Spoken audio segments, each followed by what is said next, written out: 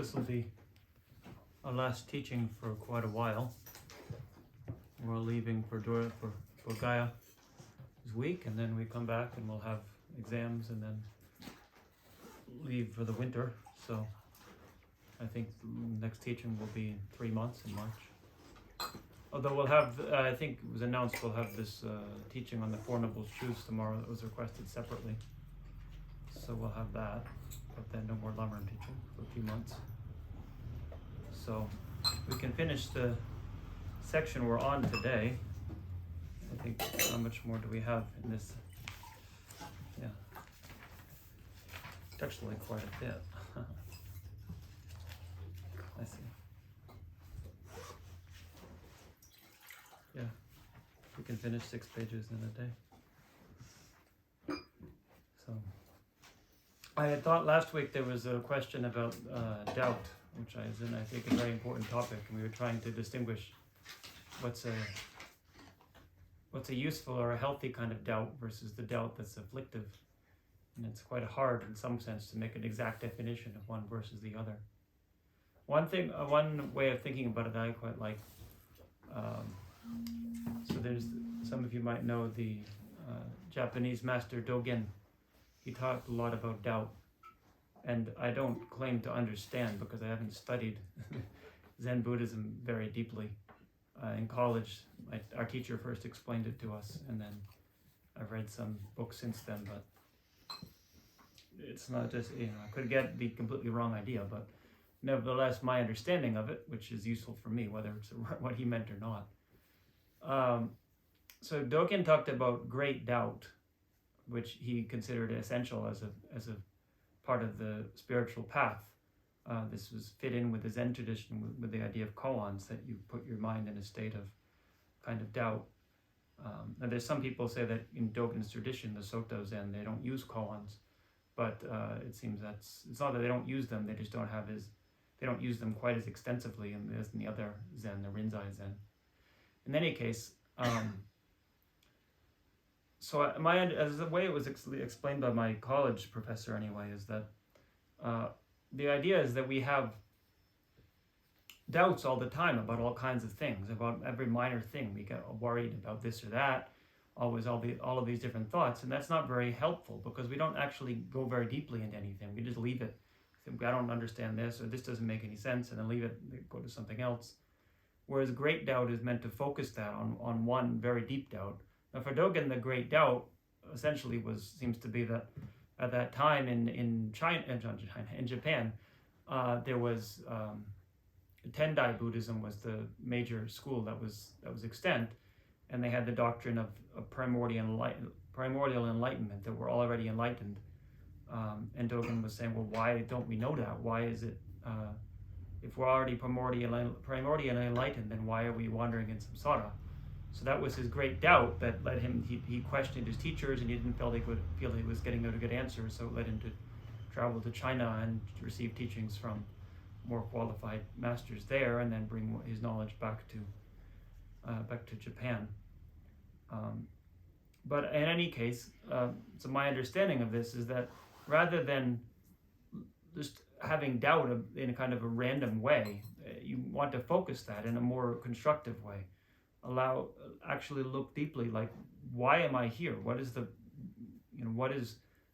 cause of all of this suffering? This leads to the Four Noble Truths. This actually comes from doubt. It's saying, why is it this way? Rather than just blindly accepting this is the way life is, and just going on with your life as though there's nothing different. Ask, why is it that if human beings have all this potential to use their minds, why is the world have so many problems? There's no reason it should if we can solve the problems. So that's sort of a more general way to look at it. But then you can start to come up with new answers for things. This is what generally innovators do, is ask questions that other people don't even think to ask. So I think that's when doubt is very useful, and it shouldn't be considered an affliction. When it just becomes a hamper to making any kind of progress, because every idea somebody puts forward, you just say, oh, that doesn't make any sense. I'm not going to take the time to think about that. Then that's when a doubt is a kind of affliction. Or like Vasubandhu saying that you can't actually start the spiritual path because you just are plagued by doubt. You think, well, yeah, I know that the Buddhism makes a lot of sense, the Buddhist teachings make a lot of sense, but I don't know, maybe not, and then just leave it at that, not actually go forward and take the time to go deeply into it. Now, of course, you have to know, I might say you have to know which path to take, but as I was saying last week, I think one thing is try something and go into it to the significantly deeply extent, and then you can know. You can make a more informed decision. If you're constantly doing this thing, that thing, then there's not much progress forward. So it's not a simple answer, but it is clearly has to be understood through experience. What is the difference of those two things? So we were talking about these wrong conceptions of meditation, right? So this was in the section. We were in the so the fourth section of the Lam Rim.Chen.Mo is the Dhammamlugi Dulcha Jira Triwitsu, right? How to guide the disciples to the actual instruction, and then had Dewe Ningpo Jira Lempitsu, right? Lam Gitsawa Shinen Jira Dempitsu, right? Start with that. So Lam Gitsawa Shinen Jira Dempitsu, so the way of relying on the spiritual teacher, which is the root of the path, and then Dene. Dene Nipo Jitra Lempitsu, right? So then having relied on Dene Lo Jitra Jangwetsu, having relied on the teacher, then how to train your mind. I'm getting mixed up. Then you get into how to train your mind, and you have Dalju Ningpo Ngosung, also recognizing the freedoms and endowments, and then Ningpo Ngosung Ningpo Jitra Lempitsu. So you recognize the precious opportunity, and then how to actually take the essence of that. So that will come after this. So we're in the section on how to rely on the teacher, but then that has the actual way of relying on the teacher, which we already did, and then in the Tungi Jida Kyongsu, right? So how to practice meditation. So as I said, that's not actually specifically related to how to rely on a teacher, but because this is the first major section of the text, then it's explained here in general how to meditate on a particular analytical topic, and then you can apply that to all the remaining topics as you go through the other topics in the text. So then within that, we had the actual way of practicing meditation session, and that includes also the preparatory, the actual session, and then between sessions, if we finished that, then we had dispelling wrong views about how to meditate. So the main wrong view here is that meditation shouldn't be analytical. It's a process of trying to focus the mind and not have discursive thought. And Tsongkhapa has been saying that that's a major misunderstanding that leads to wrong kind of practice. Yes, you need to have placement meditation, but you also need to have analytical meditation. So now he was giving quite a few quotations from Indian commentaries and authoritative text to show that's the case, and also using reasoning of showing the absurdity of just simply using placement meditation, and the idea that if you study, and somebody then says, well, you should study, but when you meditate, you should meditate on something totally different than what you studied, because it's a different kind of understanding. And he's saying that's like leading a horse around the race course, but then racing on a different course. You're training with one thing, and then you do your actual practice on something else. So what was the purpose of training that? So I think we're here with Zhenyang, if I recall. Anybody actually not note exactly where we stopped? Because we stopped in the middle of the page and I didn't note it. It might have been Deyang to Chunki Sheraki Gundutong. Deyang to Chunki Sheraki Gundutong. Tolak Tang Sam Chunki Sheraki Mundu Sampa Dro Gubatar. Gobatel.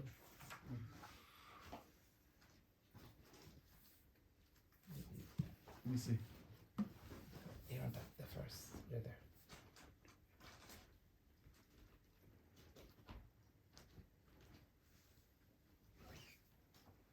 Okay, so let's see. Let me just see what do we do here.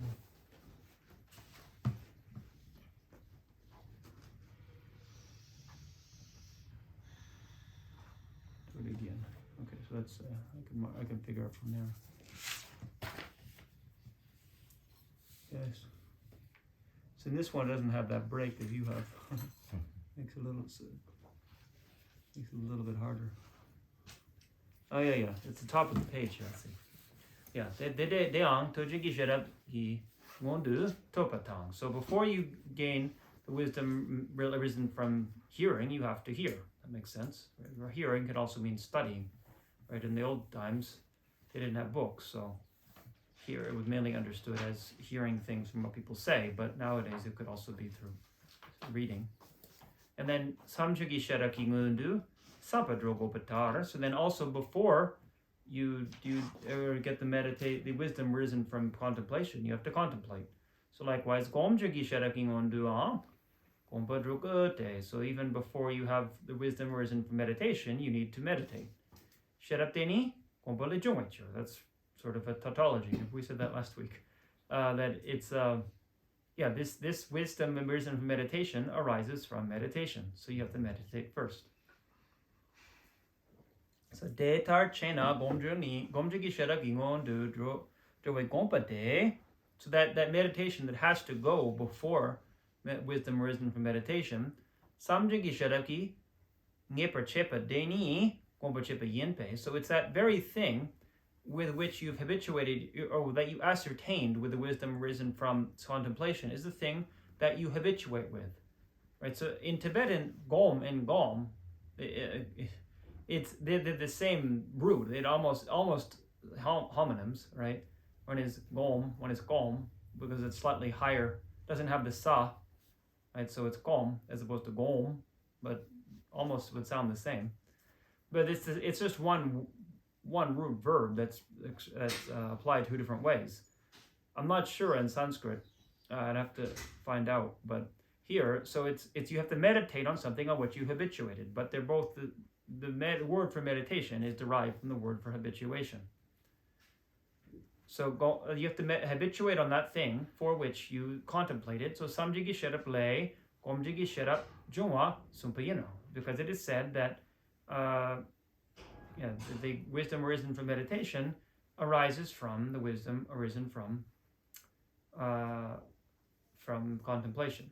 So dena tupa jitsam mawa de mawa tsamdu de le jumwe sherap mala deal madu sampa mawatang. So just however much you've heard, then that is the degree to which you will have the wisdom arisen from hearing, unless to that much you will gain that much wisdom arisen from contemplation. De mawa samdu de le jungwe sherap mawa. So then if you have more wisdom arisen from contemplation, you'll have higher wisdom arisen from meditation. De tang jitsam mawa shindu gong pe yamsa lempa mala. So then the more you meditate on, then the more practice you'll be doing. De mana kyongo patang yon then drupe sulmangwe. So with more of that, you'll have more of stopping the faults and it actualizing the qualities. Mangwe gom chipa la to some kilchewa sumra gonda than chipa ne sumbayingi. So therefore, in order to meditate, hearing and contemplation are very important, as it's been explained in the scriptures and the commentaries. So that's what it says. However, tosangi tenla bapa de gompe chir minpe minpar. So then saying that what you've ascertained through wisdom, through hearing and contemplation, is not for the purpose of meditation. Chi go get chupatsam tang. It's only for how do you say, overcoming some external kind of qualms.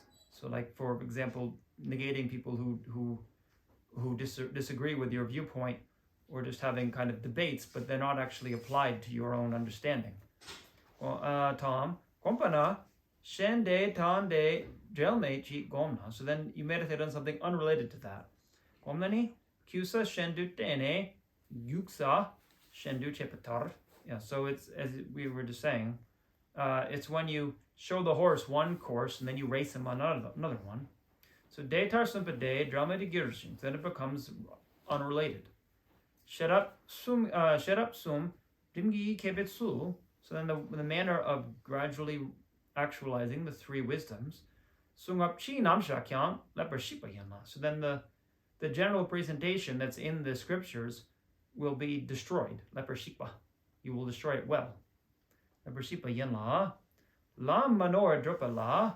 Monto topa migushe. So then somebody says that in order for an unmistaken path, to traverse an unmistaken path, you do not need a lot of hearing, a lot of study.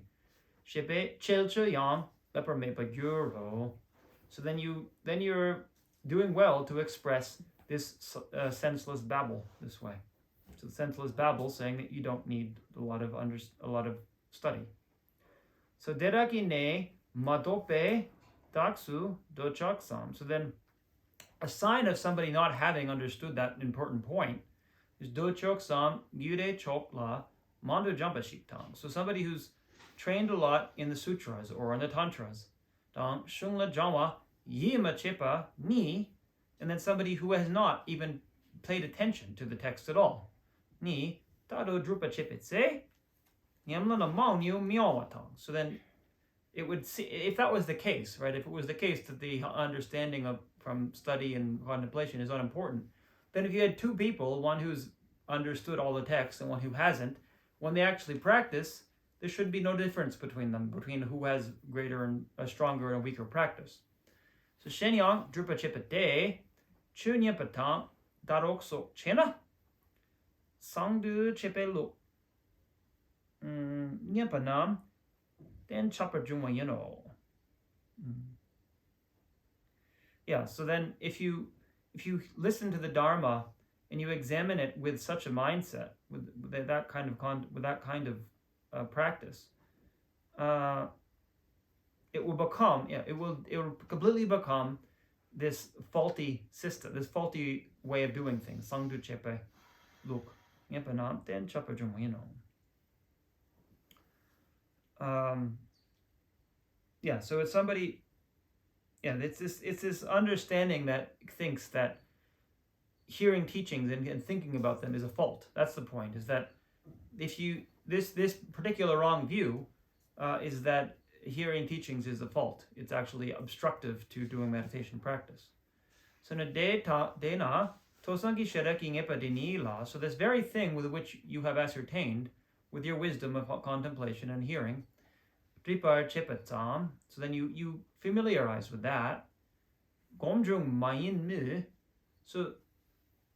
So his point is that mere familiarization with what you studied is not wisdom risen from meditation in a strict sense, because wisdom arisen from meditation technically has to be included in the higher realms. Right? You have to first achieve calm abiding and special insight to have what's technically called the wisdom risen from meditation. But nevertheless, the wisdom risen from meditation does have to be preceded by study. It just also has to combine this element of the calm abiding and special insight. So he's saying it's not literally that just familiarizing is wisdom risen from meditation. But what's wrong with this saying it is meditation? It's not the wisdom risen from meditation in the strict sense, but it is meditation.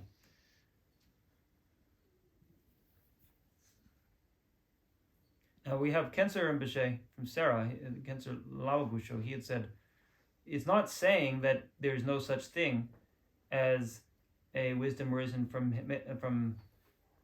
meditation as included in the desire realm.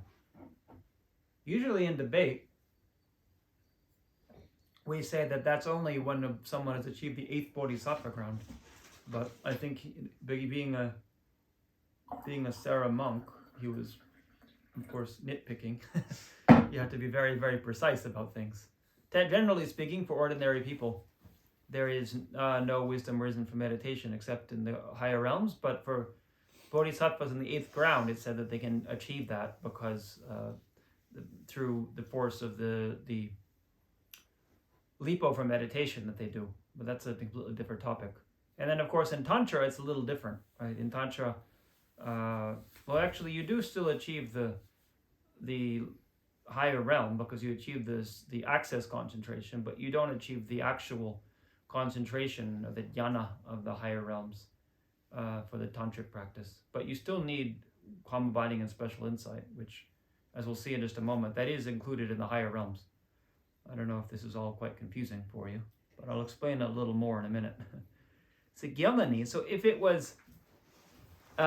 was contradictory to say that this is meditation, this familiarization with what you studied is meditation, then samden dambo nirduk mato be sogela gomtene misipert. So he's saying, then you would have to accept that you only have meditation when you have achieved a mind of the higher realm. So then somebody who has not achieved access concentration cannot meditate at all. So then you'd have to say that most people never meditate, right? It's very rare that somebody would achieve access concentration. So very briefly to explain what this means, if you practice to achieve calm abiding, then you have to go through the nine mental settlings, sometimes it's called, or mental abidings. In any case, those are 9 stages that the mind goes through as it's achieving greater and greater focus. When you achieve calm abiding, you're able to stay with the object as long as you want without having any distraction, and it appears very clearly to the mind. So that's a very advanced state. That's even when you first achieve that ability, that's not calm abiding, but with that ability, eventually there'll be an experience of the winds withdrawing in the body. This is the sign of entering into a higher state of concentration, where it's no longer part of the desire realm. So it's not connected so much with our ordinary physical experience. So that when somebody achieves that, they've achieved calm abiding, and that is access concentration, because it is not actually the concentration of the first absorption of the higher realm, but is the access to that. It leads to that. So once they've achieved calm abiding, then they can practice with that and gradually be able to analyze the object, because when they have calm abiding at first, if they think about something, it will distract and they'll lose the concentration. But gradually they can get to the point where the analysis actually enhances the concentration, and it doesn't harm it. It only increases concentration. So when they have that, then they have special insight. Then with that, they can gradually suppress attachment to the desire realm, so mainly to sense pleasures, because they see those as very coarse. Compared to the bliss that they experience when they meditate, any kind of physical pleasure is quite coarse. I think of it as like smoking. For people who don't smoke, it looks quite unpleasant, but for somebody who smokes, they're very attached to it, so it feels like something very pleasurable. So they gradually get rid of the attachment to the desire realm, and when they're completely free of that, not in terms of having abandoned the seeds, but just in terms of having abandoned the coarse manifestation of it, so that the mind no longer is attracted to physical pleasures, then they have achieved the first concentration. So that's why it's access, and now they have the actual first concentration.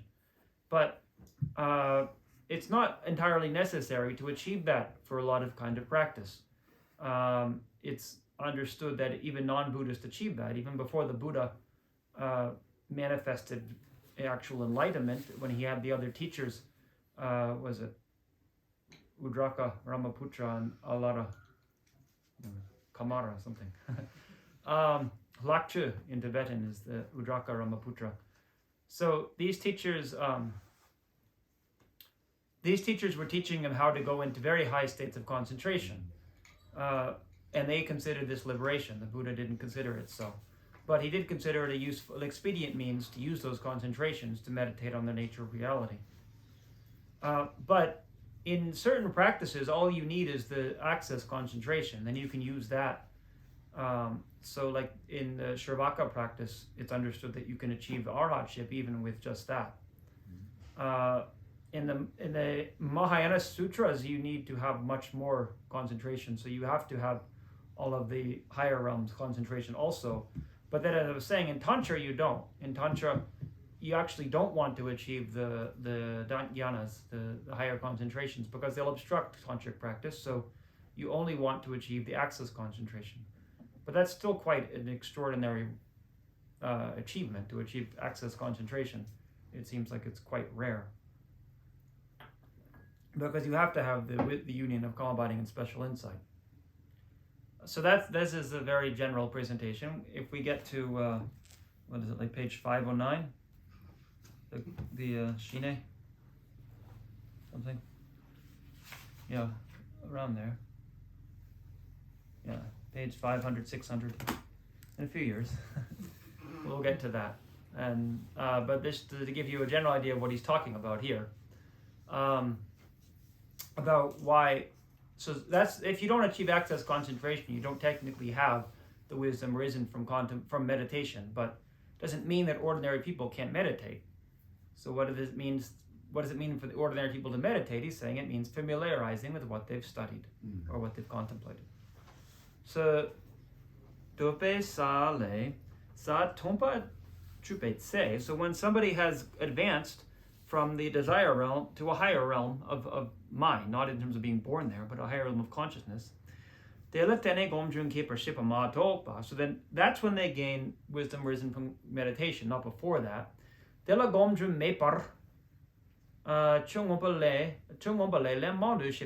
So other than that, there's no other kind of wisdom risen from contemplation, or from meditation.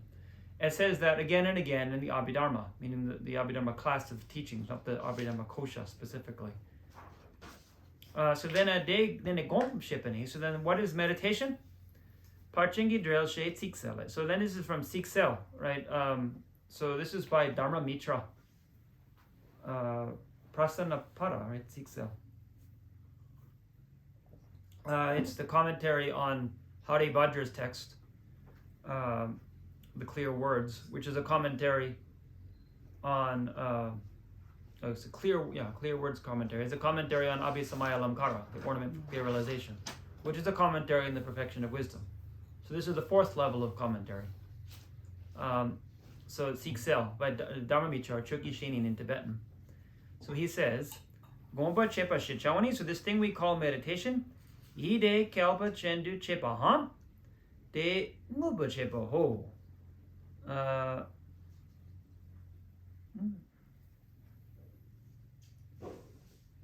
Kalpa Chendu Shishipatara Gompa Chade. So yeah, the fortune. It's a funny way to put it. I have to look here.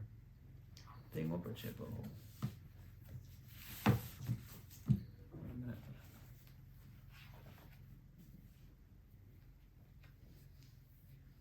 The state, thinking the mind, take on the state. Oh, I see. Okay. So de means the thing you're meditating on, right? De kalpa chendu. So putting it in the kalpa literally means fortune, but it's a little more extensive in Tibetan. But I have good fortune, this person has bad fortune. It's talking about a level. So it's like equalizing your mind with the thing you're meditating on. Or that thing, dehi ngopo, that thing. So it means, for example, if you meditate on compassion, it doesn't mean you're looking at compassion. It means that you generate compassion in your mind. We debate this a lot in chapter 4, which is this quote from Dharmamitra is about chapter 4 of Abhisamaya Lamkara, all about what is meditation. So there's different kinds of meditation, but some, like compassion, it's quite clear that there's no real distinction between meditating on the mind of compassion and meditating on the object of compassion. It's the same thing. There's some other ones where it's a little bit more difficult to posit. So this is one of the difficult debates of chapter 4, is to posit the meaning of meditation, and then you can give all kinds of counter examples.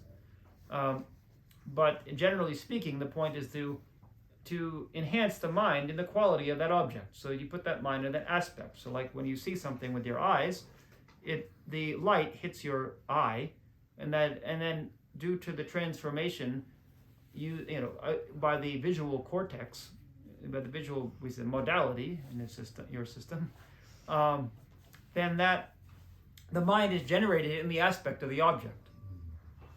So the eye consciousness, this is in the Sautantrika system, is generated like a little hologram of the thing. It's not that the eye consciousness is just floating in space per se. It's generated in the nature of the thing which it's perceiving. So it's like a little image of it. I don't know, in the brain. I'm not sure what they would say. So when you meditate with the mental consciousness, it's similar, but you have more power to determine what form it takes, because the eye consciousness is dictated by the external form.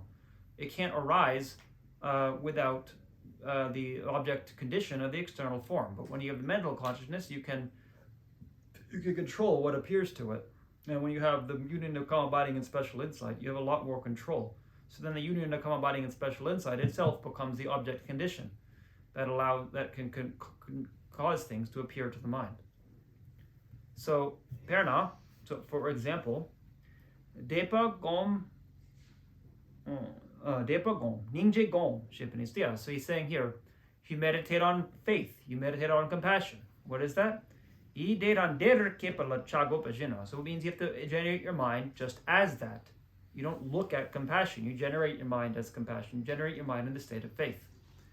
So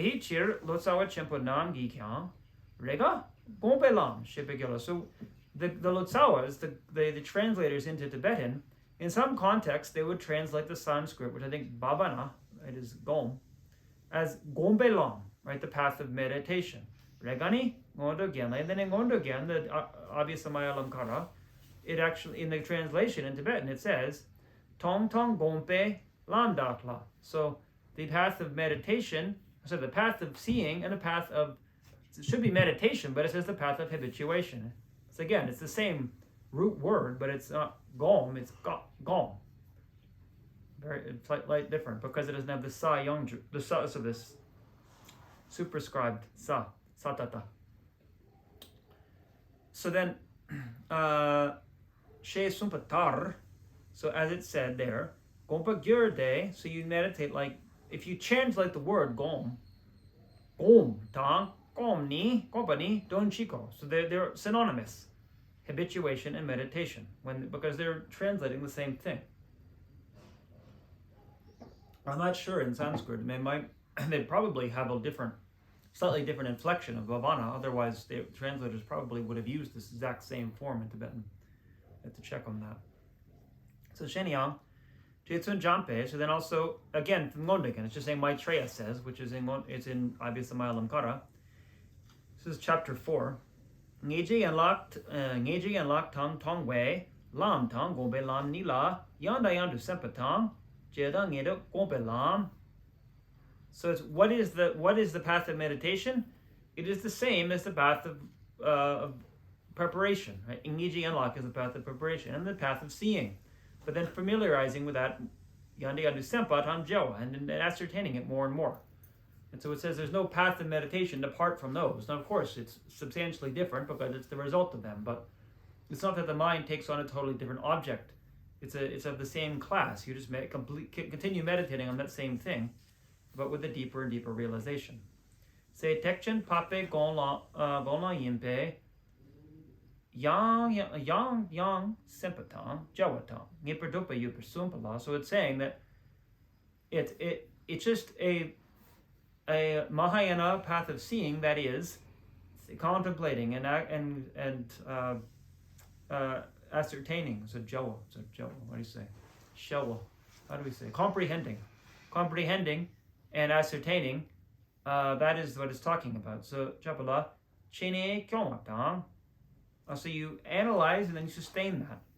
And at Gompani, so analyzing and sustaining and meditation, Gyawadopani, so the people who say those two are contradictory, Shigigine, so that's a source for laughter.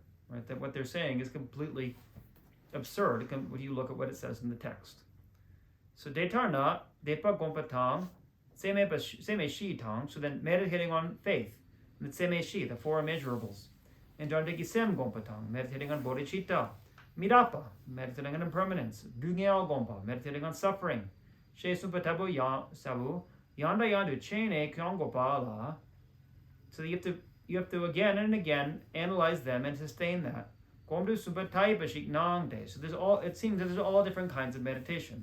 Now of course we could debate here. So when you meditate on suffering, do you want to generate your mind on the aspect of suffering?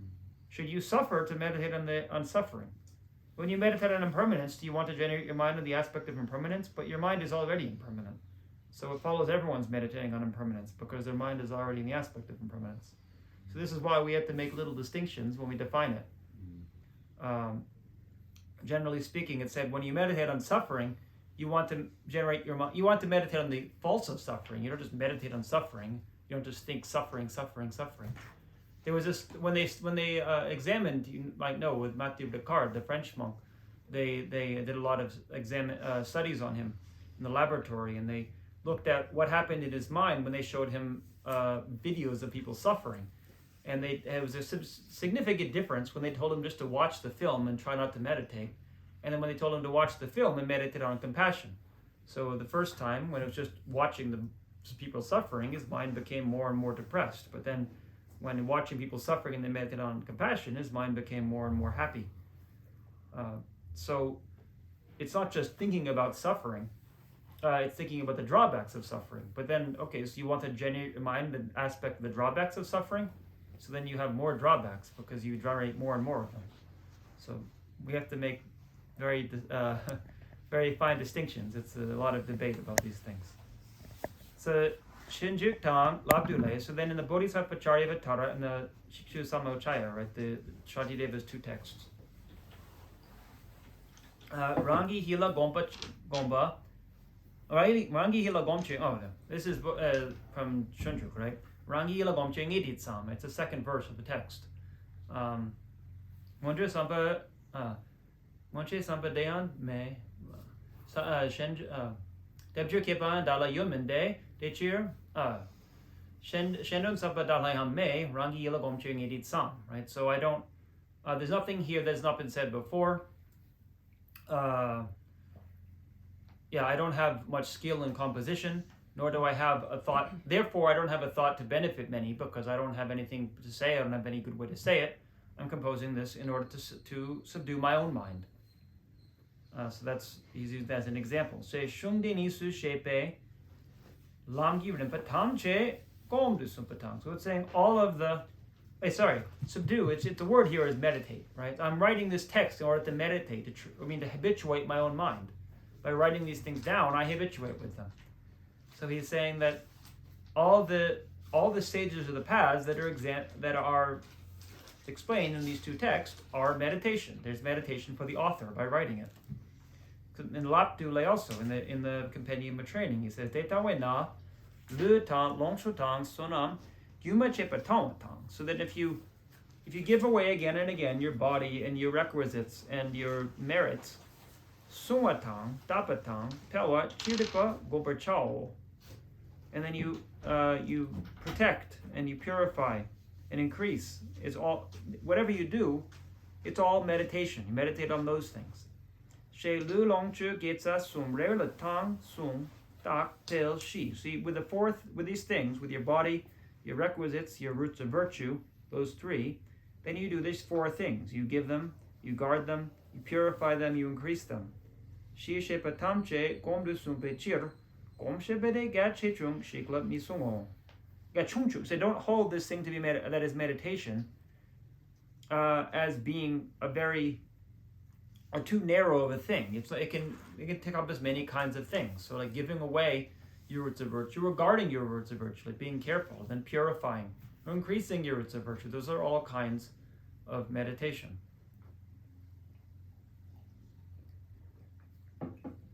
So then Zhenyang Dopa Tamche Senzinimpe. So somebody says that all conceptual thought is senzin, which is apprehending signs, which means the conception of true existence. There were many Tibetans who had this view and still are. The different schools have different ways of understanding this, and they debate, certainly, but Tsongkhapa was not of this opinion, so he's negating this idea. So that people say this, that all conceptual thought is a form of apprehension of true existence. So Sangyewe Geksu Sungne, so they hold this to be an obstacle to achieving enlightenment. So Sutobe Gon Tamche Dore Loktoki Tache Dini. So it is the worst kind of wrong view that has forsaken any kind of meditation that involves analysis. So Gyanaki Kempo Hashangi Luk Yinla. So this is the system of Hashang, right? So again, Hashang, literally Hashang just means Gelong, right? It means a bhikshu. So it's the system of the Chinese monk, right? Which doesn't sound so nice, but he's referring to a particular person, Hashang Mohoyan, who came to Tibet. And of course, as we say, he's kind of the scapegoat of Lam Rim.Chen.Mo.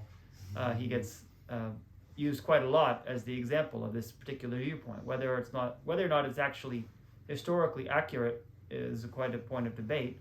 But the main thing is that there are people who hold this view, so he's propping up this sort of straw man and then showing the faults in that particular viewpoint. It's a common way of explaining things in the traditional systems. When I was learning Tibetan many years ago, there was a Geshe from Kangzin, and I went to class with him, and I brought Geshe Sopa's book, The Lectures in Tibetan Religious Culture, which of course he didn't know the book because it's a book just intended for people who are learning Tibetan.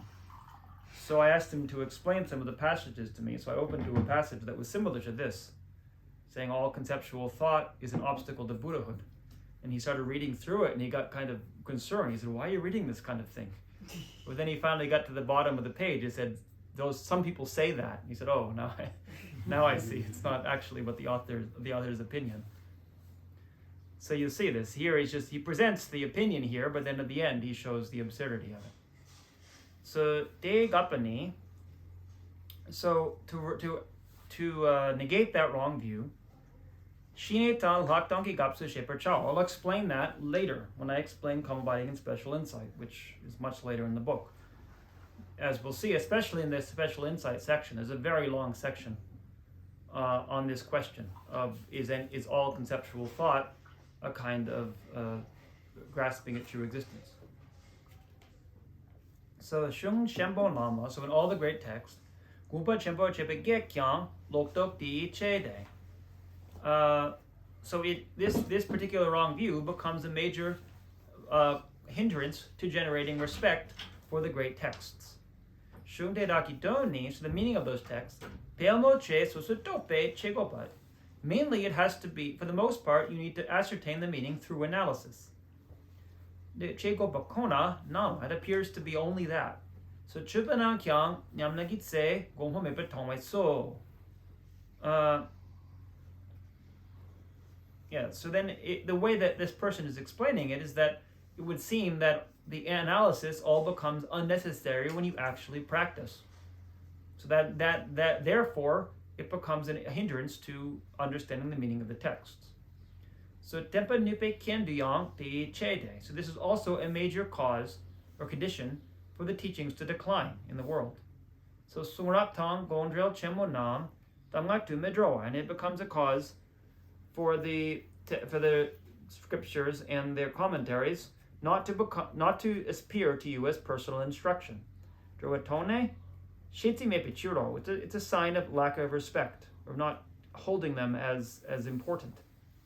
So detarna long gobala chene. So then, like that, you meditate, you analyze. So there are two kinds of ways of meditating on the path. One is meditation with analysis, and one is placement meditation, which is not analysis. So lam chindawa ni chegomien la. Chindawa shikni gom jogomien shena sheparchade. So then if you ask me, what kind of meditation is analytical meditation? What kind of meditation is placement meditation? I'll explain to you. Shenya la depa gompatang. So then meditating on faith in the spiritual teacher, and then thinking about the difficulty of finding the freedoms and endowments of this rebirth, and then chiwa midapa, so meditating on death and impermanence, and then leidre, so karma and the results of karma, and then korenini, the faults of samsara, and then meditating on bodhicitta. Chigom goso. For that you need analytical meditation. Data dedalani lo shutra like yun ring way you kunupat rewa regote. So then for that you need a fervent kind of mind that continuously meditates until you have yikua, which is like your mind is supple. Right? That you kind of it's a sign we say uncontrived, right? Chuma Maimpa. So you get an uncontrived where you don't have to generate a particular you don't have to work to generate the mental state. Right? So it said like we have uncontrived desire. You see an attractive object, you don't have to convince yourself that it's attractive. You just naturally feel attracted to it. So likewise, if you have uncontrived bodhicitta, you wouldn't have to think about anything in particular. You just see somebody suffering and you immediately have a sense of purpose that I need to achieve enlightenment. So that's yi kua, that it becomes natural to the mind at that point. So de mena, so without that, dereki dokchuk mahupasok, so then the opposite of that, like lack of respect. Kok minu pechirtang, then you're unable to stop those. And if you don't have that kind of meditation, you're unable to stop the opposites of those. So magupa is the opposite. So lack of respect is the opposite of the faith in the teacher. You have lack of respect for the teacher, or you have the not understanding the preciousness of this human life. So you're not able to stop those mental states just by concentrating. You have to think about it and use analysis. So dedabud keva ni, so if you gain such a mind, yan ta yandu, so then analyzing again and again on that, it depends upon familiarizing or meditating. Perna, chagyula dupet sema, dodapamana. So if, for example, you are more strongly, if you have, if your stronger affliction is that you habitually project, over project the beauty of an object of attachment. So you overestimate or you exaggerate the qualities of the objects. That's something that is a stronger affliction for you, or something that you do more frequently. Then dochak trapokewa. So then you'll have very strong attachment because you constantly are projecting extra qualities onto the object. Jala you do me always semamantum samna, or on the opposite, if you're always thinking about all of the reasons that the enemy is unpleasant, then you'll have stronger anger. So that's an example. Likewise, if you think about the good qualities of the teacher more and more, then you'll naturally have more faith. So dena lam teda kumpadani. So then meditating on those paths, yugi nampa sel misel drahi. So then meditate when you familiarize with them. All it is that the mind, the object becomes more and more clear. Loi zintang shujagla yunrenwa golpe chigom chao.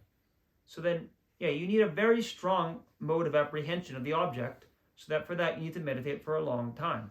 The point is that you don't change the object of apprehension at a certain point. It's just that it becomes stronger. The faith becomes stronger because you enhance it through more analysis. So sem mipachikla nesu mitupa. So if you're the second kind is when he's talking now about placement meditation, which is not analytical meditation, is when you're not able to maintain your mind on one object of focus. So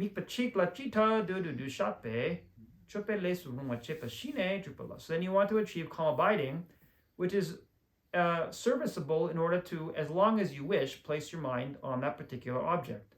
So jupala sope kapsuni. So when you're doing that, yandayandu chena. So if you analyze again and again when you're trying to achieve calm abiding, sem neper kyer miniempe, then your mind won't be able to stay on the object. Telani jogam chagopayindes. For that you need placement meditation. If you analyze too much when you're trying to do placement meditation, you won't be able to stay on the object.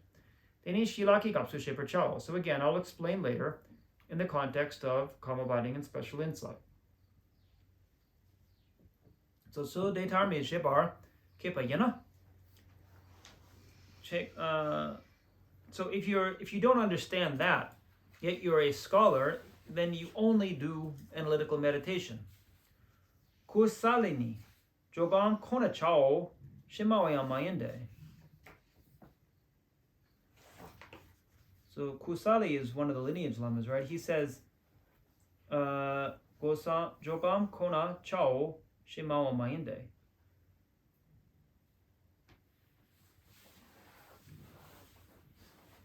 You say don't only do placement meditation. So I have a note here. It's Kusali is Gewachen, a virtuous person, but it means somebody who meditates in private, but is not a public figure.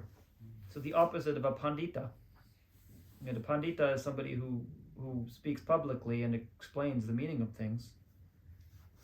She mawa mayinde, so rerik yang nikachagu bechir. So I see. So you have a kepa, a scholar, and you have a kusali, who's a person, a virtuous practitioner.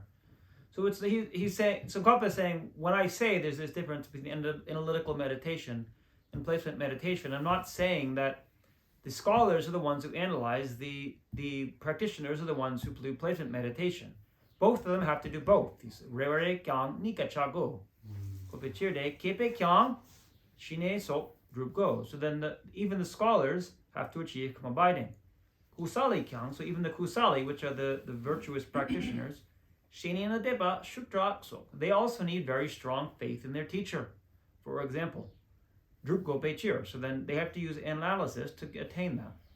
Gompetso de Nikyang, Dure Tang, Yure Chok, Nikani. So these two forms of meditation are necessary in both Sutra and Tantra. So dope gone, gomba, kupa shindu mawasuma. So then meditating with through this kind of analysis, in both of Sutra and Tantra, they have a lot of these kinds of meditations. So they go mepaham yungna. So if you don't have that, and you or you just have a little bit of it, langi sok tampa trima mepe shera mikepar. So then you won't gain the lifeblood of the path, which is the stainless wisdom. Tang jungse kekyang, or you'll get a little bit of it. Shera jechar mipawe, it won't increase. Lamla sachu chia mijung. So then you won't really actualize the path in that way. Lamgi drupcha tarupani. So the final thing you want to actualize with the path is sherat nanya kunkentar. So among all wisdoms, the greatest wisdom is omniscience. She lopan makugi sumpatar. So lopan maku, I think that's marcheta. Yeah. So he wrote Kepor Paktu. Right, because he was originally, it says he was a follower of the Vedas. I don't like to use the word Hindu because they didn't have Hindu. The word Hindu was introduced later, but there was one of those who followed the Vedas in ancient India, Vedic school. I'm not sure which one, and he later converted to Buddhism and then composed this praise of the Buddha. So within that he says Sherat Nana Kunkentar. So it says among all wisdoms, the greatest wisdom is omniscience. So jitar jinie tamche madre parchepe sherat. So the wisdom that can distinguish without mixing them up the actual mode of existence, meaning ultimate truth, and then the varieties of existence, meaning conventional truth. Sherat dupe chiro. So that's what it's talking about here. This is the omniscient wisdom that can see all things as they are. So day cheer lam jitsam gompa samdu. So as much as you meditate on the path, jinge chewe chempa tulatang. So then you'll have more and more forgetfulness, and it will your mindfulness will be dull. Your memory will be dull. So the point here is, if you do too much placement meditation, this is understood that it's possible to achieve calm abiding and special insight, but then just stay in that state for a long time, and actually the mind becomes somewhat dull because you're not training your analytical wisdom. Pan lang chipala itudu. So then you also gain a kind of dullness in order to discern what needs to be abandoned and what needs to be adopted in your path. So tudu draw a nangna. So if that appears to be happening, lan kor songwe dak. So that's a sign that you've taken the wrong path. You've veered off the path. Yandak to Shepherdchal. So you should know that Dak Yandak. So you should know that to be a correct sign. And so, like you could say in debate, take the subject me. It follows I have veered off the right path, veered off the right path because my mind has become very dull. Shepherdchal. So Zhenyang. So furthermore, Kontruk sumla supala yonde gikeper mawa mambo gene. So then you should also know that there are many different kinds of qualities of the object, such as the three jewels. So then you increase the firm faith in that. And so he's just saying, this was in terms of before analyzing the topic of the spiritual teacher, but here also getting faith in the three jewels, and then korinimic to the drawbacks of samsara. Nimic to makong du che ma du duma kong du chune. So you understand, you sort of internalize this understanding of the many faults of samsara. Yi zhong xing jiu. So then you gain yi zhong means like it's similar to yi zhong, right? So yi zhong means your mind emerges, meaning that you wish to be free of samsara. And then kyo among, so you have more disillusionment, right? You feel sadness about samsara, which is a positive thing. And etarpe penyon yan to yang. So then also with regards to the benefits of liberation, go do many ways. So you see this through many different angles, all the different benefits of liberation. So then you get very strong wish to achieve that, because through many different ways you understand why liberation is superior to samsara. So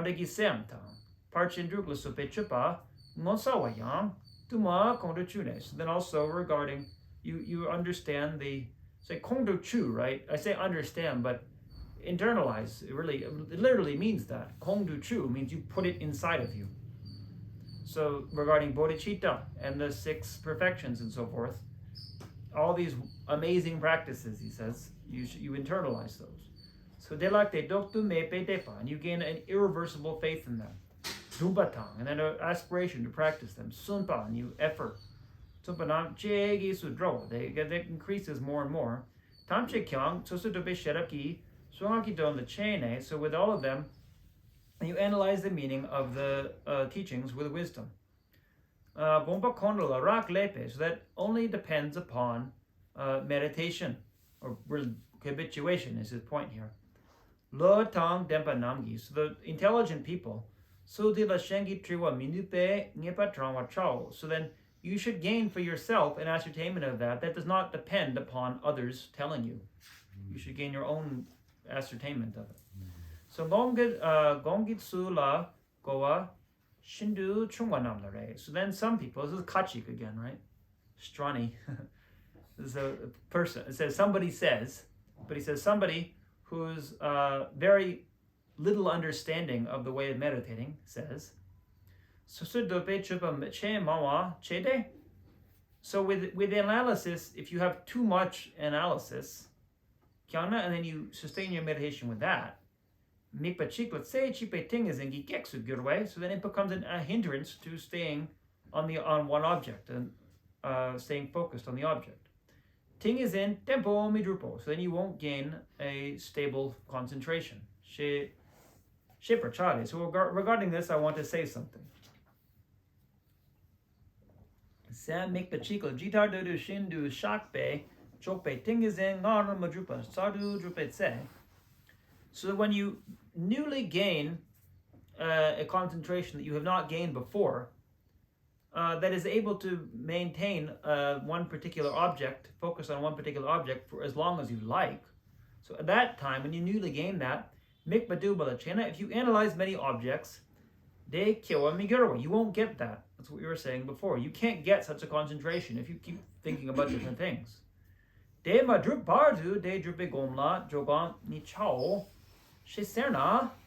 So if you say, therefore, until you get that, you should not analyze many objects. You should just stay on one until you come abiding, basically.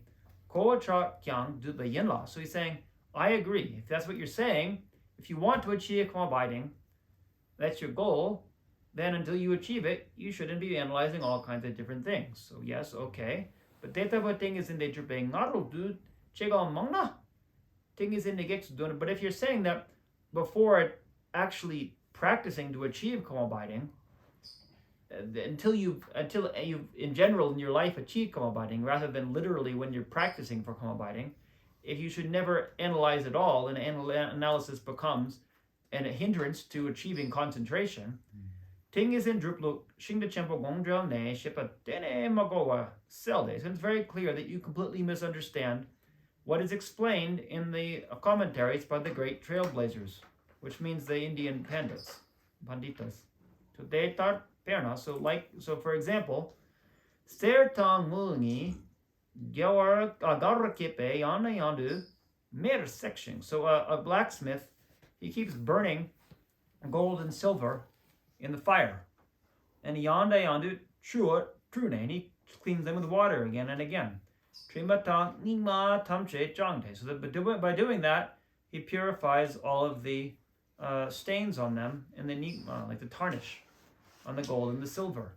Shindu Nianxing Le Suroma Girowe. Then they become very supple and serviceable to make into whatever you want.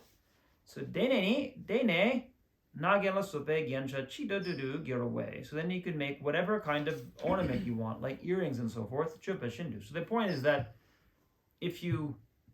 the analysis is being compared to this process of cleaning the gold and silver with fire and water. That you make the mind very prepared. Then you can easily form it into whatever you want. So you can use it to achieve calm abiding. So if you first use all this analysis, then you try to achieve calm abiding, it will be very easy. Like if you heat the gold, then you can form it into whatever shape you want. But if you just have a raw lump of gold and you try to twist it into some other shape, it won't work. So likewise, if you haven't actually trained your mind in analysis and you try to achieve calm abiding, it's not going to happen.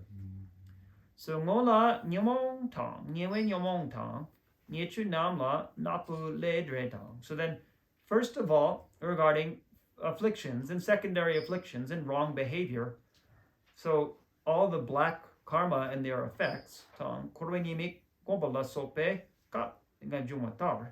So then, in terms of the way of meditating on that, you meditate on the effects of negative actions and on the faults of samsara. So you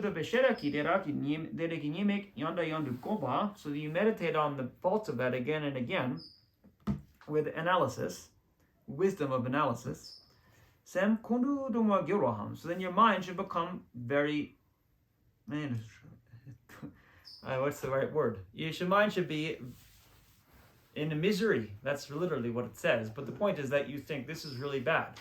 I really don't want to do these negative actions. Samsara is very unpleasant. So you gain a kind of agony of mind. It becomes very sad. You become disillusioned with things. So then you, with that kind of attention, so that's like burning the gold. So then it will turn your mind away from negative deeds. And it will purify the stains of the gold. So it's mixing the analogy here with the actual thing. And then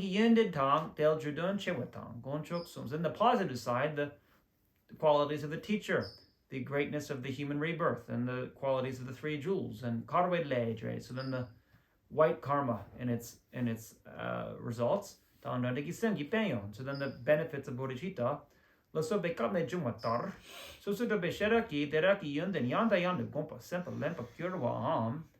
So then you moisten your mind with thinking about familiarization with those qualities using the wisdom of analysis to make your mind pliable for meditation on something else. Gyuraham, then it becomes clear. So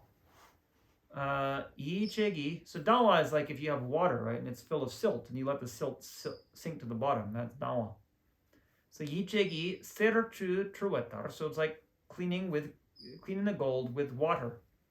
Karchok namla hiundu chopatang. And you turn your mind to the positive side of things. Garwa chene, and you take joy in it. Gyewe chugi semleperchedo. So then with the virtuous dharmas, or virtuous things really, then you moisten your mind. You make your mind serviceable. So detar gyurna. So if you do that, then shila gong drupa dupa dela itepana. So then if you turn your mind to wishing to actualize calm abiding and special insight, zek me per drupe, then you'll do so without no real difficulty. Dete buche gomni midope ting is in drupe tap chok yin pichuros. Therefore, that kind of analysis is the very best kind of a method for achieving concentration, as opposed to the opposite, saying it's a hindrance for doing so. So to summarize, his point was that even though literally when you're doing calm abiding meditation, you shouldn't analyze, analysis is the best kind of preparation. And then once you've done that for some period of time, then when you try to achieve calm abiding, it will come quite easily. If you haven't analyzed, then your mind will be like a rock. So de taryang papa top megi. So then Sangha said, this is in the Najir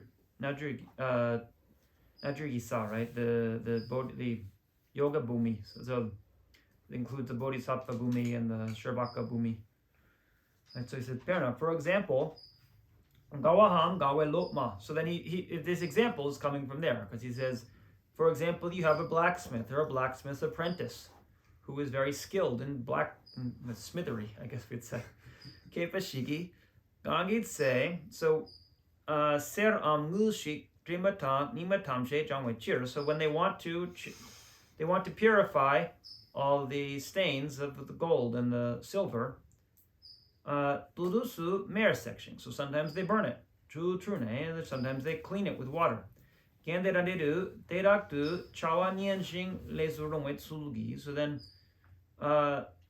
then they make make it very supple in order to make and serviceable to make into the ornaments they want. And then they actualize that.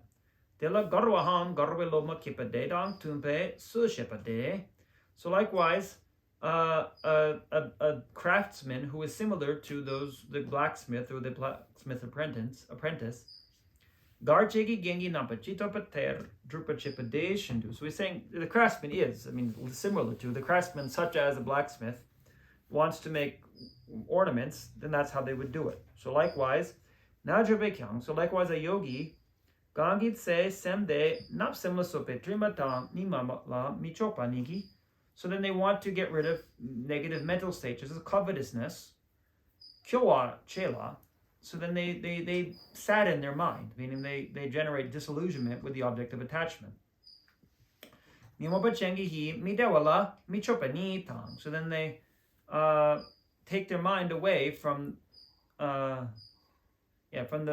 focusing on the negative things. So they they don't allow their mind to go into a sense of unhappiness that is afflictive, right? So we have sadness in the sense of seeing disillusionment with samsara, which is a positive mind, but they don't allow themselves to fall into a kind of depression that's a afflictive kind of sadness that hampers the path.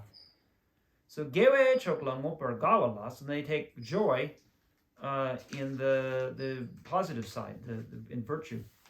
Mondo chopanigi, so then they turn their mind to that. Mopar gawa chenos, and they generate joy like that.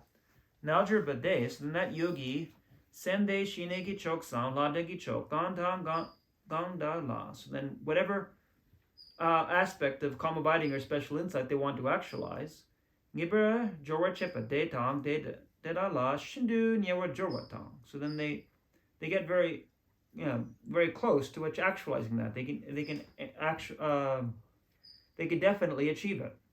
Shindu neldu bapatang. So then it becomes very correct if they actualize it in the right way.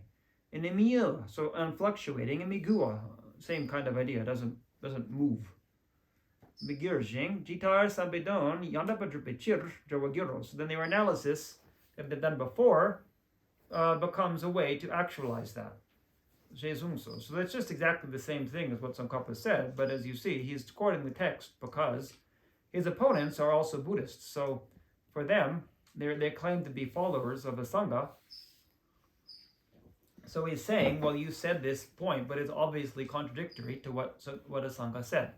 So he's just, it's not, as Tsongkhapa says in Changi Election Ningpo, you wouldn't quote a scripture to prove to somebody something if they don't actually accept the scripture. It's not like sometimes you'll get somebody who's fanatical about a religion and will tell everybody, well, you have to believe it because it says so in this particular text, but we don't accept that text. But this particular person is claiming themselves to be a follower of the Indian Panditas. So he's saying, well, then look at what they said. It accords with this the opposite of what you said. So then Zhenyang, so like furthermore, Sam mikpala mepachikla den chapa nepe tingizingi gil kingi sooni nide. So the actual main hindrance or discordant condition for actualizing calm abiding, concentration that stays one pointedly on an object, there's two. Jingwatangopa, so it's laxity and excitement. So we talked about that a bit before. So de la conchog la supe yunden tongwe lo shukja la gyunren wa yuna. So if you for a long time you think about you gain a mind that fervently sees the qualities of the three jewels. Jingwa chupa shindu la de. So it's very easy to get rid of laxity because you have this enthusiasm for the three jewels. De nyemponi, so the antidote for that, for the laxity, yunden tongwe gone, sem sengdopa yimpar. So it's raising the state of your mind or making your mind more in a positive state by thinking about these good qualities. Seiden du me sumpechuro. So many authoritative texts say this. And then the opposites, you have excitement. Midapatan dugala sopenimik tomwe lo shukjak la yuning wamiona kopa chupeshindu lade. So also it's very easy to get rid of excitement if you have really thought closely for a long period of time about impermanence and suffering and so forth, the other faults of samsara. So gupani, so why? Because gupani dojaki chardope chayanwayimpe. Because excitement is a kind of distraction that's included within desire, meaning it is a kind of desire. I think we talked about this before, that you have the root afflictions, the 6 of them, and then you have the secondary afflictions are all included in one of the root afflictions. So kopa is desire. It's just a specific kind of desire. So usually if you have coarse desire, you think about an object and all the wonderful things about it and you're attracted to it. But excitement just means that habitually, due to following object of desire, then when you're trying to meditate, you have all these little things that come up. Oh, that would be nice. You don't necessarily even think about it that much, but it just naturally appears to your mind. So that's a kind of a subtler form of desire. So because that being the case, then naturally whatever is the antidote to desire is going to be the antidote to excitement. So de nyempo, so the antidote for that, so many texts praise disillusionment as the greatest antidote to excitement. But that's quite an important point, right? So the person here is saying, if your mind is very distracted, you don't want to think about things. It'll just make you more distracted. What you want to do is just try to focus, which is often how meditation is understood. If your mind is always going all over the place, the thing is just to stop thinking. But he's saying here it's quite the opposite. You need to think, but in a very specific way. You need to analyze correctly about the faults of attachment, and that will naturally cause your excitement to diminish. If you just try to force your mind to stay focused, if you habituated with attachment, it will just naturally go to attachment. So his point here is that although you're saying that analysis is an obstacle to concentration, quite the opposite. Analysis is a necessary antidote to the 2 main obstacles of concentration, which is laxity and excitement. So then, so then you train in faith in the spiritual friend. So up until meditating on engaging bodhicitta, right? So those meditations, we have them in order in this text, right? In Lam Rim, it goes through these stepwise. So from meditating on the spiritual friend, which we already went through, and then up until the engaging bodhicitta, which is later in the text. So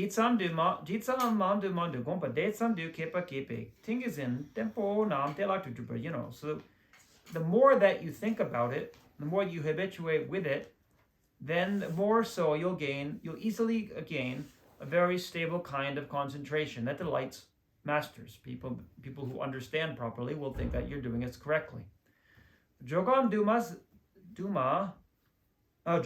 ze chegom nalayang jingu nitan jawachela kyanggushing. So not only for placement meditation, not only for concentration, also for analytical meditation, you need to be free of as much as possible of laxity and excitement in order to sustain that kind of meditation.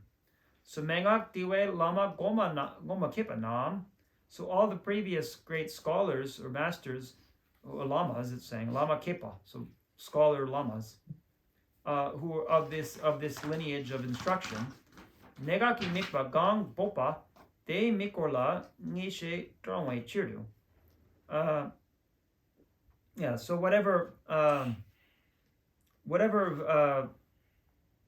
object of meditation that they're instructing on, to bokpa, right, to give instruction, they mikorla nishe drangwe chiru. So in order to gain a stable ascertainment of that particular object of meditation, de tenjugi long kapsu papanam gidon.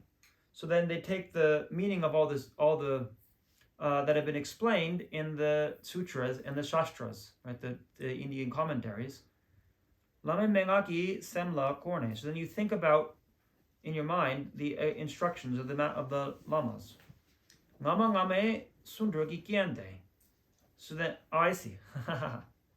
He's not saying you should do this. He's talking about how he's writing the text, right? So it's saying, therefore, from these sections, when I'm explaining all of these things, I have been ornamenting it with the sayings of the masters. Right? So I'm explaining the meaning of the text because he's kind of bringing to a close this section. So he's saying what he's done. Right? So I've explained this all in terms of within the context of the instructions of the Indian texts, and then I've ornamented it with the sayings of the former masters. Tarapar che ching chu che shepa. So I've explained everything, and then chuche shepa shigi nyan shepa chikla shepana. So then if a person who's explaining the Dharma and who understands it is explaining it to a person who understands how to listen properly, chudre lo kuwa drawa koktu sampala on kawa sumbani. So saying that it's difficult to think about it, about the hidden meaning.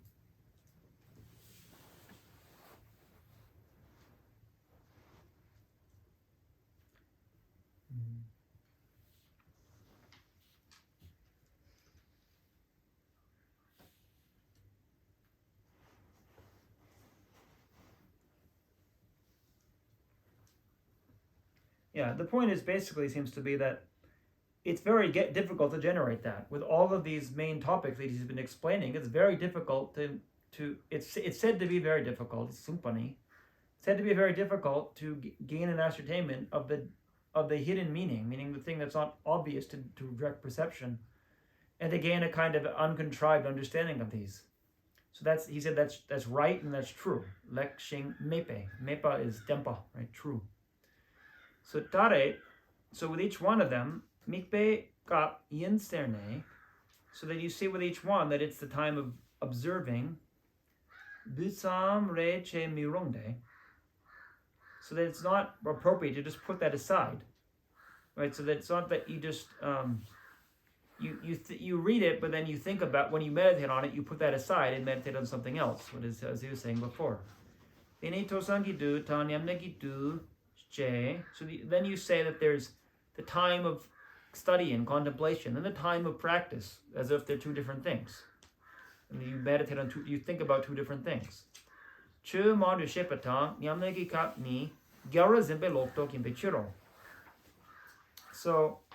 that kind of thinking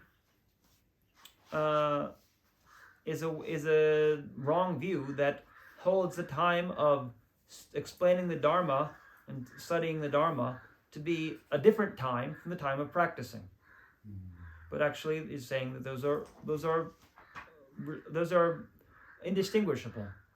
In some sense, it's, of course, you have times when you're actively hearing, and you have times when you're thinking about it or meditating on it, but it's not that one is practice and one is not.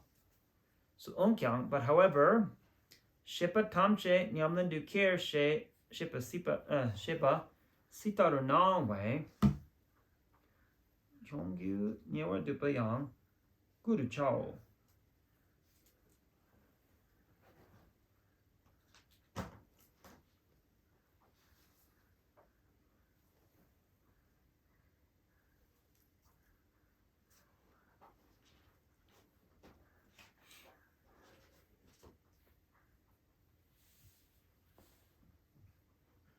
Yeah, so he's saying that a person who knows how to take everything that was explained into their personal practice, this appears to be the end of cyclic existence. Sorry, the extreme of cyclic existence, right?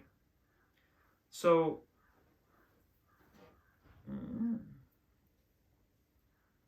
yeah, I'm not quite getting what he's saying here, but then it says all the things that you need to sustain have been sort of separated out here. Like I've been separating them out in my explanation. So let me see, 1 second.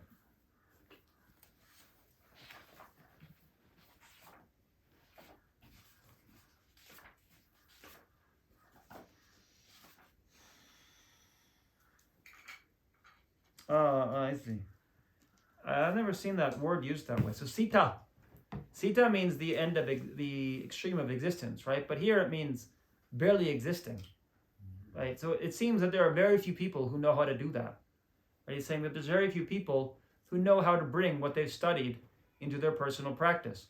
So therefore, I've separated that out and explained it. So sungrat tamje dangak tu charmi charni. So whether or not the scriptures appear to you as personal instruction, so it appears that it only depends upon whether or not you understand this way of meditating that I've explained here. If you do, then the scriptures will appear to you as personal instruction. Deno Lama Tsongkhapa Tachim Lude. So then, no need to speak of those who don't train in the scriptures, the classes of scriptures, right? Denu, the Pitakas. So it's saying, there's no need to speak of that. It's very obvious that if you don't train in that, you won't. Then the teachings won't appear to you as personal instruction. So likewise, those who train for a long time in the great text of Sutra and Tantra, long gombe says, when they meditate on the path, rangi ganlak jangwe shung deragi chok. So then, the things that they've trained in before, those texts they trained in before, so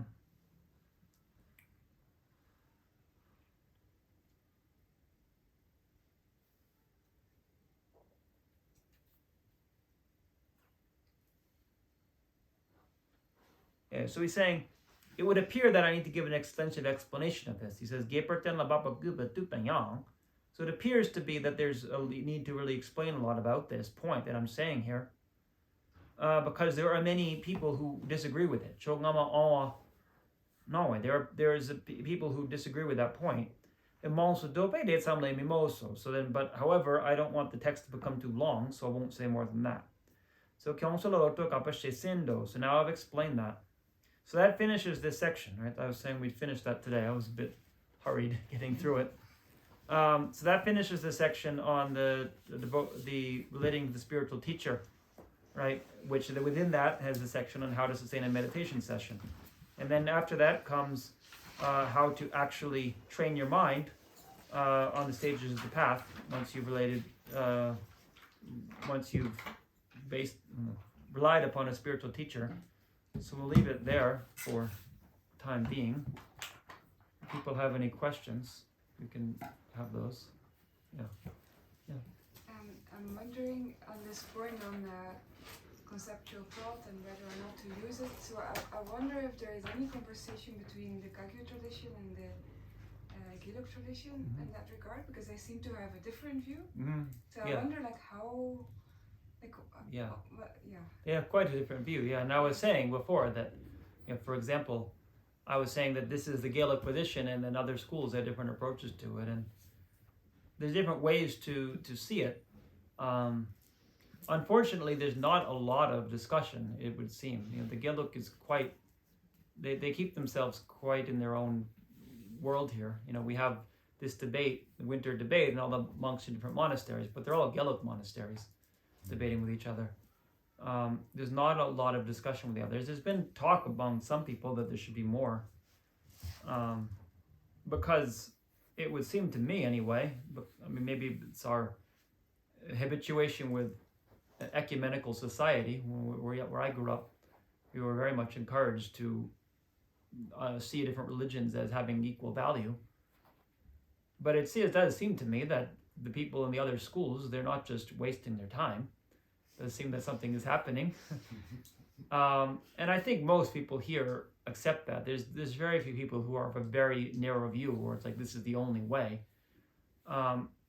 But still, the problem is when we get into this sort of modality of our way of debating and studying it, you kind of forget about those other things, and just you get used to reading the text where it says very clearly this is the way. Whereas it's good to actually ask them, well, what do you really think, as opposed to reading what they think by reading it in the text. And it would seem that it's a completely different way of approaching it, perhaps. That to say this Tsongkhapa system is you need to analyze, you need to think about it, you need to study. And if you do it that way, there will be results if you practice in the system. There might be very different ways of approaching the teachings that have a completely different outlook on it. Tsongkhapa's one of his major opponents was Tolpulpa Sherab Gyaltsen, who founded the Gelong school. And it does not appear that Tsongkhapa disputed that he was a realized person, but he disputed again and again his interpretation of the Indian text. So perhaps at some deeper level there was an understanding or respect for the opponents. But yeah, at this point, the system has become quite insular. So it's good if we had. Namdrling is just down the street. That's the best Nyingma monastery for debate in the world, probably. Well, maybe not. I say that in Tibet there are actually some very, very successful Nyingma monasteries now that are bigger than Namdrling. But at least in India, they have a very successful debate program. So it would be good if we had more crossover debates. But at the moment, it's fairly minimal. When we were in Bodh Gaya some years ago, they had a conference on Trangye Lekche Ningpo, the Essence of Eloquence by Tsongkhapa, and they had some scholars from other schools. Some of them were quite impressive, especially the Nyingma, who was from Namdrling. He was a Khenpo from Namdrling.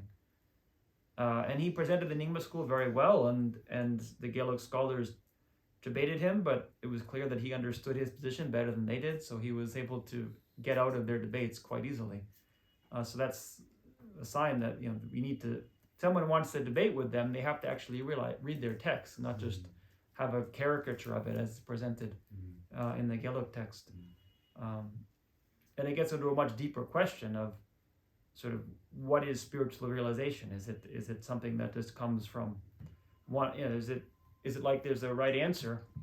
This is emptiness, and this is how it is explained here. That is the thing, or are they accessing something like the Buddha talked about? With the analogy of the finger and the moon, this, like when the Buddha said, if you point to the moon, you should look at the moon, not look at my finger. My teachings are like the finger pointing out something that's deeper. So it's good to keep that kind of understanding somewhere in mind. But sort of, as I've always seen it, the debate system here is a mental exercise. It doesn't mean it's just a game, but when you're in it, you just try to do that as well as you can, and then later you can compare that with other schools. I think there's a lot of that's what my teacher Jodin Rinpoche emphasized to me early on. Okay, it's great that you have interest in other schools, but first study this one very well, because otherwise you just go a little bit in each one. It's sort of like I was saying before. You don't really get an understanding of any of them. If you really understand your own school very well, then you can start to have a deeper understanding of what the other ones are talking about. Otherwise, it's just kind of you're feeling, oh, it's so wonderful. There's so many different schools, and they have all these wonderful teachers and wonderful points of view, but you don't actually challenge your own afflictions. You're just kind of admiring what other people are doing. The main thing is to work with your own mind, and whatever school you go deeply into, that you're mainly going to be working with your own mind. Or even if it's not studying something, you go into one particular spiritual discipline. There's some monastic system or some other system. Whatever it is, you're going to be confronted with your own mind. That's the main thing. And if you constantly are changing, then it becomes just a way of avoiding. It can be, at least I don't want to say it always is, but it certainly can become a way of avoiding dealing with whatever whatever obstacles come up in your mind when you try to do something single pointedly, any particular activity. So that, I hope that gives some answer to your question. Maybe just Yeah. the view of Hajang. Hajang, yeah. Is it corresponding to like what the Kagyu and the Nyingma school present, or not? Maybe to a little bit, but it's quite extreme the way Tsongkhapa presents it, right? You shouldn't study at all, and all thoughts are like black clouds and white clouds. I mean, I know Chökyi Rinpoche, who's Kagyu and Nyingma, he holds both lineages. He uses that example. He says you have white clouds and black clouds. He's saying that's not the right view. You shouldn't think that all thoughts are bad. He says that ultimately, yes, all thoughts are like clouds. They're obscuring the nature of the mind. However, the white clouds are like clean conceptions, is the term he uses. You want to cultivate those because they'll help you to be free of that, rather than the wrong kinds of conceptions, which just increase affliction. Yeah. I asked my Chinese friend about this story about Hashang, and I said, in Tibetan Buddhism we say when Hashang debated, Hashang lost. I asked him, in Chan, what did they say? They say Hashang won. Well, that's what I was saying before, that I think historically, actually there is a lot of evidence. It's not evidence that he won per se, but it's evidence that it was a lot more. It wasn't so clearly this is the victor. I mean, in the Tibetan story, it's that also they murdered Kamadashila after the debate.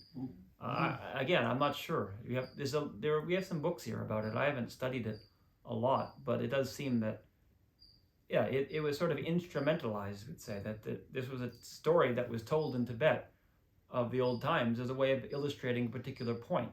There was these two kinds of Buddhism in Tibet, and we chose this one and not this one, and this is why. But whether that's actually what happened is a different question, and the Chinese view might be different. And even within Tibet, generally it's understood that this was one particular person. It wasn't that he necessarily represented all of Chinese Buddhism.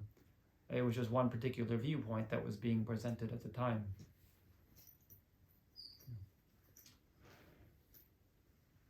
Yeah. If the two hindrances to calm abiding are laxity and excitement, I was just wondering how Tsongkhapa describes laxity and excitement. What are they? What are they? Yeah. Well, he'll describe them much more later in the section on calm abiding. But laxity essentially is, I said I think last week, it's related to the mental affliction of lethargy, but it's not as strong because it's not an affliction. It's not an afflictive mental state. It can be combined with the virtue, but it's when somebody is meditating and the object does not appear clearly. So it's a function of meditation. It's not something that just we have on a daily basis, but it's when you're trying to meditate and the mind stays calm, but the object is sort of dull. So if somebody does that for a long time, that's what their mind will become. They'll be kind of calm, but not very sharp. Which that becomes an obstacle to what is actually trying to be cultivated. Then an excitement, as I was saying before, is a kind of subtle desire, right? So that you just have things appearing to your mind that are distracting because it's an imprint of having followed after objects of attachment in the past. So there's coarse laxity and excitement, and coarse and subtle laxity and excitement. So the analogy for the subtle kinds, which happens when people are already quite advanced in meditation. So subtle laxity, it said, it's like you're sitting in a room on a sunny day meditating, and the cloud comes over the sun. So you don't really notice it's gotten a little bit darker. And then the subtle excitement is like you're sitting on a frozen pond, so it seems that it's very still, but actually underneath the ice, there's the flowing water. So that's like the subtle kind of excitement. So those are the two extremes that you want to not be so extreme that the mind is dull, but not so extreme that the mind is disturbed. Yeah. So we move from, is there a movement from gross to subtle, or both of them are to be avoided? Well, both of them ultimately are to be avoided, but at the initial stages, there's only the coarse. The subtle one you don't even notice because the coarse one is there. Yeah. Yes. I understand that when we have like a conceptual thought, it engages its object by way of a generic image. Mm-hmm. Yeah. What's the kind of relationship between that generic image and an isolate of that object? It's very strong relation. The generic image functions with using isolates, right? So the generic image is an isolate. It's a kind of isolate, right? It's not literally the isolate of pot, but it's that it isolates a particular aspect of something. So if I think about pot, it's just all that appears is a general pot, and it isolates things that are not pot. It's a reversed from being a pot, not pot, right? But then, so thought consciousness, if it wants to become more specific, it needs to isolate more things. Then I think about wooden pots. I'm isolating away glass pots and clay pots, and then but then it only can do that much. It doesn't have specific qualities. So if I think about wooden pot, it's no more specific. It could be a large or a small wooden pot, or a gray or a blue pot, right? So all of those, the conceptual consciousness can keep isolating more and more, and get more and more specific. But it only works in a this or that function. It is this and then it's not that. Whereas direct perception just takes in all of the different qualities of something at one time. So we say specifically categorized at all the different points. It has all these very specific points of something, as opposed to a general picture that is only one isolate. The isolate of pot is a general kind of pot, as opposed to specific pots that have all kinds of different characteristics that you could think about each one, but you could exhaustively think about it. If you had one particular pot, you could spend 100 years thinking about all the different little bits of the pot. You could think about how it's different from a different pot in all these very subtle ways. When you look at it, they all appear right away. You don't have to think about each one individually. Yeah, I mean, it's a very deep question. We could go into a lot more, but I hope it gives you a rough idea. Does it? I think I have to think about it a bit more. Yeah, okay.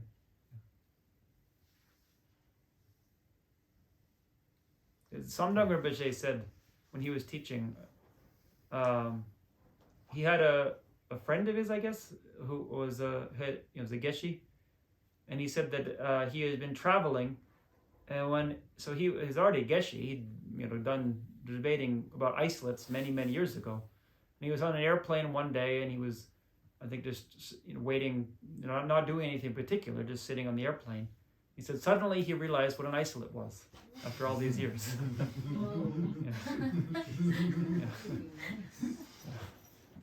It must have taken a lot of thinking. Yeah, it means that he understood conceptually, intellectually, all what it is and is not, the pervasions, but actually to intuitively understand what's being talked about, it just sort of clicked at that point.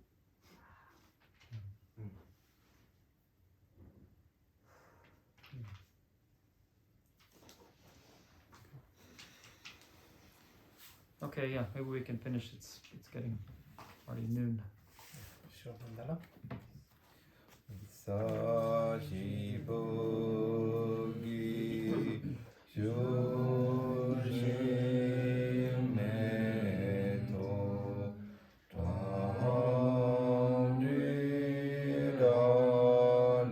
Tandri-dali-shi Ni-de-yen-pa-di Sanye-shindu Mi-te-u-wa-i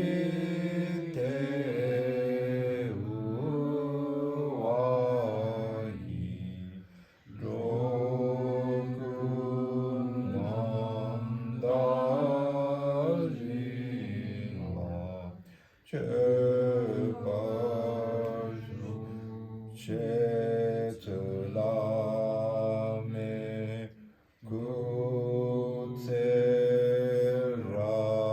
Kutseraten Chinam-ka-chilem Cho-chu-ge-pa-dam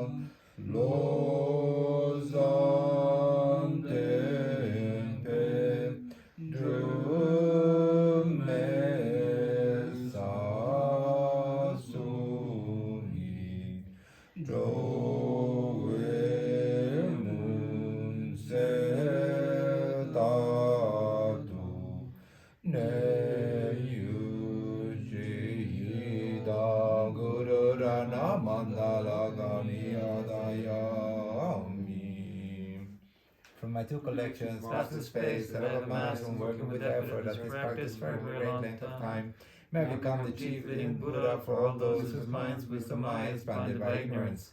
Even if I do not reach this state, may I be held in your loving compassion for all lives, non-Jewishy, may I find the best complete greater paths of the teachings, may I please all the Buddhas by my practice. Using skillful means to avoid the strong force of compassion, may clear the darkness from the minds of all beings, with the points of the paths that have discerned them, may I uphold the Buddhist teachings for a very long time. With my heart going out with great compassion in whatever direction the most special teachings have not yet spread or once spread have declined, may I reveal this treasure of happiness and aid. May the minds of those who wish for liberation be granted spontaneous peace, and the Buddha's deeds be nourished for a long time by even this great path to enlightenment completely through the wondrous virtuous conduct of the Buddhas and their sons. May all human and non-human beings who eliminate adversity and conditions for practicing the excellent paths never imparted any of their lives from the purest path praised by the Buddhas. Whenever someone makes effort to act in accordance with the tenfold Mahayana and virtuous practices, may he always be assisted by the mighty ones, and may the oceans of prosperity spread everywhere.